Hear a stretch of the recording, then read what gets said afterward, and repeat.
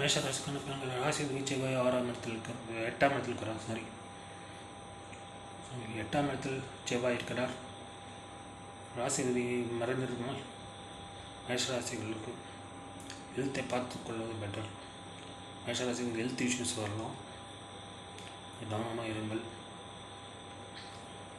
குரு செவ்வாயை பார்க்கனால் பொருளாதாரம் நன்றாகவே இருக்கும்.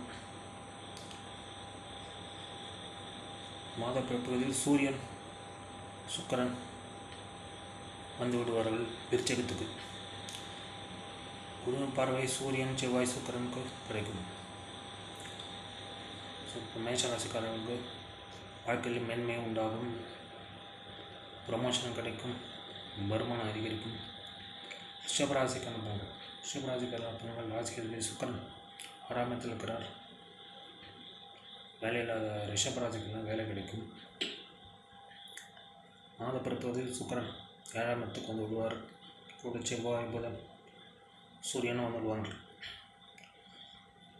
7ஆம் இடத்துக்கு குருவின் பார்வை இருக்கிறனால் செவ்வாய் ஆட்சியாக இருக்கணும். திருமணமாகாத ரிஷபராசிகளில் திருமணம் நடக்கும். ரிஷபராசிகளுக்கு வருமானம் அதிகரிக்கும். மிதுன ராசிக்கான பலன்கள். மிதுன ராசி புதன் 6ஆம் இடத்தில் இருக்கிறார்.